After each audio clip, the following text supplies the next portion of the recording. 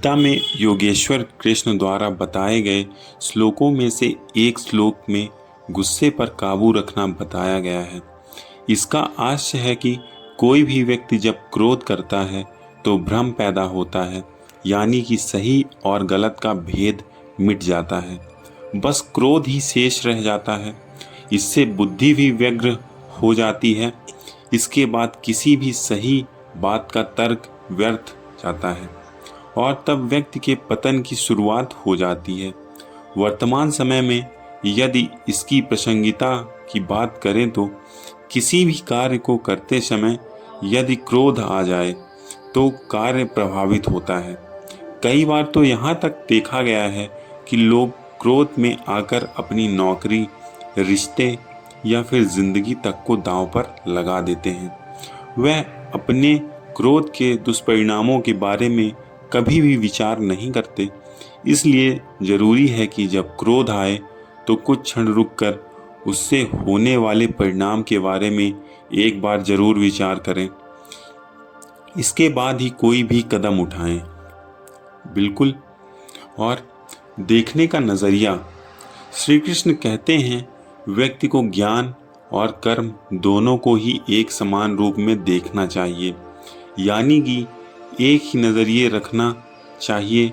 वर्तमान समय में यदि इसकी प्रासंगिकता को देखें तो कई बार ऐसा देखने को मिलता है और सुनने को मिलता है कि व्यक्ति बातें तो बड़ी बड़ी कर्म प्रदान करता है, लेकिन जब खुद वह उस स्थिति में होता है तो वह उन्हें भूलकर जो खुद के लिए सही हो बस वही करता है, फिर चाहे उसके लिए वह अनजाने में ही दूसरों का अहित कर रहा हो। इसलिए ज्ञान और कर्म दोनों को ही सदैव एक समान नजरिए से देखना चाहिए।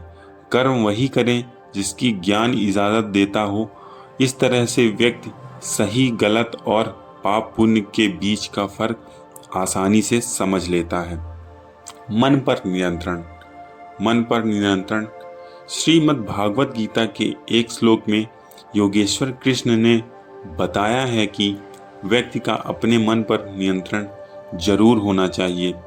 वह अर्जुन से कहते हैं कि मन अत्यंत चंचल होता है, इस पर विराम लगाना मनुष्य की जिम्मेदारी होती है, अन्यथा यह तो अपनी ही गति से चलता रहता है। वर्तमान समय में मन पर नियंत्रण रखने में आशय है कि कई बार हमें पता होता है कि जो कुछ हम कर रहे हैं या फिर करने जा रहे हैं उससे किसी का अहित हो सकता है, या फिर हो सकता है कि खुद के लिए भविष्य में यह नुकसानदायक हो, लेकिन वर्तमान में कुछ पलों के लिए वह सुखद है।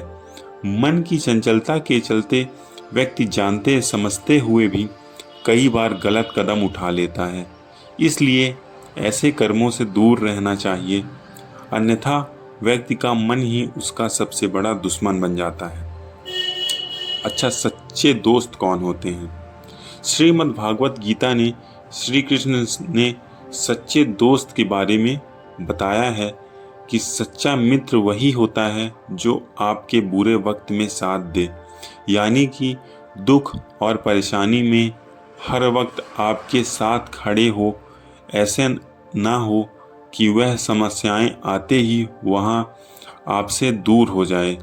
यदि आपका मित्र ऐसा ना करे तो तुरंत ही उसका परित्याग कर देना चाहिए, अन्यथा ऐसे लोग आपके मित्र बनकर मित्र की संख्या में तो इजाफा कर देंगे, लेकिन ज़रूरत पड़ने पर कोई आपके साथ नहीं होगा। वर्तमान समय में इसकी प्रासंगिकता कुछ इस तरह है कि वक्त जब सही हो तो तमाम दोस्त मिल जाते हैं मौज मस्ती करने के लिए, लेकिन वक्त खराब हो तो सभी साथ छोड़ देते हैं। बहुत कम होते हैं जो आपका साथ देते हैं, तो जो बुरा वक्त से साथ दे वही सच्चा मित्र है।